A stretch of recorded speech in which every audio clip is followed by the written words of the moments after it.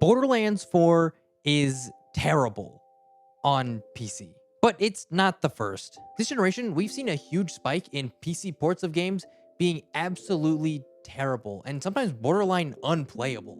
From games like Spider-Man 2 to Monster Hunter Wilds, it feels like game companies just don't really care anymore. And it's kind of easy to see why they feel this way. As technology has evolved, video games have become more difficult to develop, costing a lot more money and taking a lot more time. And that's something a lot of companies don't like. So they look for as many ways as they can to cut that cost and lower development time. And it seems that most companies have decided that skimping out on the PC port is the best way to do that. And I've seen a lot of console players kind of get on their high horses about it. Oh, your $1,000 PC isn't so great anymore now, is it? But what a lot of y'all don't realize is that this affects all of us. Are you sick of games being hundreds of gigabytes large, taking up basically all of your console storage space? Well, that's bad optimization.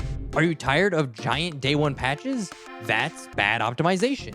And even console ports aren't safe anymore. Monster Hunter Wilds, which had a notoriously horrible PC port, isn't that much better on console. It's hard capped at 30 FPS on base PS5 and only goes to 45 on PS5 Pro, which isn't great for an action game. On top of that, the texturing in that game is some of the worst I've ever seen comparative to console. And it makes you wonder, where's all that power going? Companies like Bethesda and CD Projekt Red are notorious for releasing buggy, barely playable games and slowly fixing them over time. Until a couple years after launch, they're in a pretty much playable state. But despite this, they're some of the most beloved game developers in the industry. And I think other companies have started to take notice. They know that it doesn't really matter how bad the launch is.